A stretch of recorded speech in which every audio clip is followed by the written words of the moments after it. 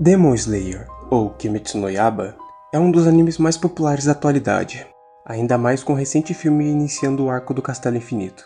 E hoje, vou falar de um AU de Demon Slayer. E não é um AU de infecção dessa vez. E aí feras, tudo tranquilo? Para quem assistiu o anime, onde no primeiro episódio, quando Tanjiro retorna para casa e encontra toda sua família sem vida, e a única sobrevivente foi a sua irmã, Nezuko, que acabou se transformando em um Oni. E depois disso, somos apresentados Gyu Tomioka, o primeiro caçador de Onis a aparecer na série, onde ele guia Tanjiro até Sakon Jirokodaki, onde ele é treinado por 2 anos para se tornar um caçador de Onis e buscar um jeito de curar sua irmã e fazer ela voltar a ser humana. Podemos ver que foi graças ao Gyu Tomioka que a história do anime seguiu desse jeito. Mas, e se Tomioka não tivesse chegado a tempo e ajudado os irmãos Kamado? É isso que acontece nesse universo alternativo. Eu apresento Demon Slayer Fist AU. A história começa com uma lembrança de Tanjiro, mostrando os mesmos acontecimentos do primeiro episódio do anime, com Tanjiro correndo na neve enquanto carregava a Nezuko nas costas e sua transformação em Oni. Mas, a história muda com a ausência de Tomioka. Já se passaram 2 anos desde aquele dia na montanha. Acho que nunca poderia esquecer o que aconteceu. Lembro-me de pensar que tudo aquilo devia ser um pesadelo doentio e que eventualmente eu acordaria, e então tudo ficaria bem. Eu orei para qualquer Deus que estivesse ouvindo, implorando para que alguém venha nos salvar, mas ninguém veio. Tanto faz, isso é passado agora. Nezuko, é hora de comer. Com a ausência de Tomioka, criou um ponto de divergência. E aqui, nesse futuro, Tanjiro virou um serial killer, pois ele estava disposto a fazer qualquer coisa para manter Nezuko bem e viva.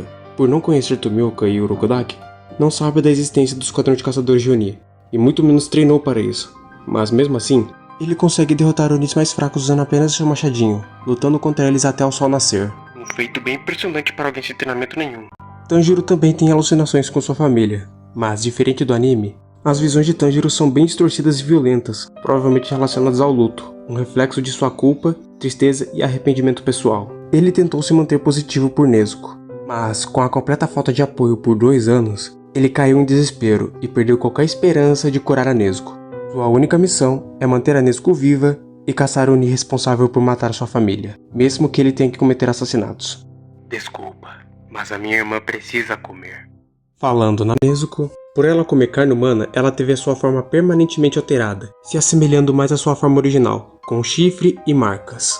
Seu cabelo e suas roupas estão muito bem preservadas graças ao Tanjiro, mesmo eles vivendo 2 anos isolados nas montanhas. Nezuko também é emocionalmente e fisicamente inacessível, agindo por puro instinto. Em termos de personalidade, é praticamente um animal selvagem, mas ela só responde e demonstra reconhecimento a Tanjiro, e o mesmo tenta infantilizá-la numa tentativa de preservar o que resta de sua pureza. Apesar de sua ausência emocional, Nezuko é instintivamente protetora de seu irmão. Aqui podemos perceber o quanto Tanjiro tá acabado.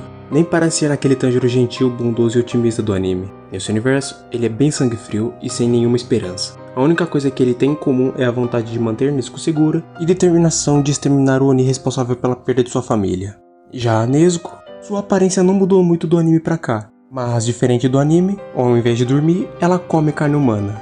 Os únicos resquícios de humanidade que sobrou na Nezuko é o instinto de querer proteger seu irmão, mesmo com sua ausência emocional. Continuando a história, Tanjiro estava procurando algum lugar para esconder Nezuko, pois o sol estava perto de nascer e ele não queria que Nezuko se queimasse de novo. Caso você não saiba, os Onis eles morrem quando eles estão expostos ao sol. Eles encontraram uma caverna grande o suficiente para que possam se esconder durante o dia. E quando Nezuko permanece escondida, Tanjiro, durante o dia, caça pessoas para alimentar ela. Uma observação importante, graças ao olfato aguçado de Tanjiro, eles ficam vagando seguindo os rastros dos outros Onis, que sempre levavam becos sem saída, pois o Oni já não estava mais no local.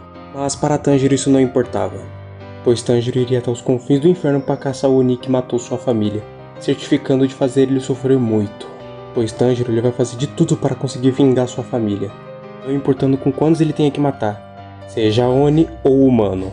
Nos próximos quadros, vemos Tanjiro arrastando um corpo para a caverna onde Nezuko se escondia. Conseguir comida para Nezuko ficou mais fácil com o decorrer dos anos. Mal consigo me lembrar das vezes que eu hesitava, mas houve tempos.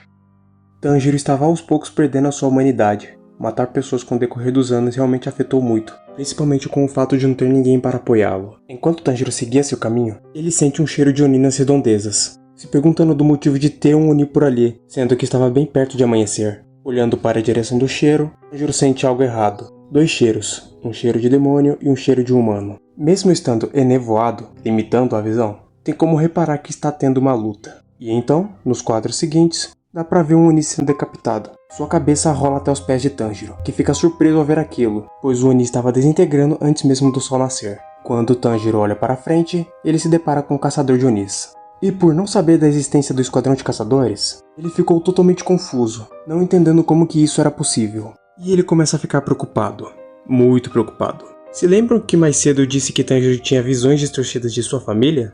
Ao ver o caçador, ele tem uma visão de sua mãe, Kie Kamado. Tanjiro, ele vai machucar a Nezuko. Você não pode deixar isso acontecer. Tanjiro, ele vai machucar a Nezuko. Você não pode deixar isso acontecer. A alucinação fez Tanjiro pegar sua machadinha e partir pra cima do caçador, e o matando a sangue frio. Desculpa, mas eu tenho que mantê-la segura. Após dar cabo no caçador, Tanjiro estava de volta na caverna, tentando entender como que aquele Oni foi morto, encarando a espada e pensando que deve ter algo a ver com isso. Parando pro contexto, no anime, os Onis morrem por 2 jeitos, sendo expostos ao sol ou decapitados por uma lâmina Nichirin. São espadas feitas de um minério especial capaz de absorver a luz solar. Como o Tanjiro não sabia da existência do esquadrão de caçadores, também não sabia das lâminas Nichirin. Continuando, Tanjiro estava visivelmente exausto, mas ele não tinha tempo para dormir até que ele soubesse que Nezuko estivesse realmente segura. Ele fica observando Nezuko comendo os corpos, pois os Onis eles ficam vulneráveis quando estão se alimentando. O capítulo finaliza com Tanjiro falando para Nezuko se preparar para partir, pois o sol iria se pôr em breve, e o destino deles parece ser o Monte Natagumo. Devemos estar perto do Monte Natagumo. Se continuarmos viajando, devemos chegar lá em breve. Talvez lá eu encontre aquele demônio. No momento que eu estou editando esse vídeo, eu acabei descobrindo que o capítulo 5 acabou de ser lançado. Nesse capítulo, Tanjiro e Nezuko chegam no Monte Natagumo.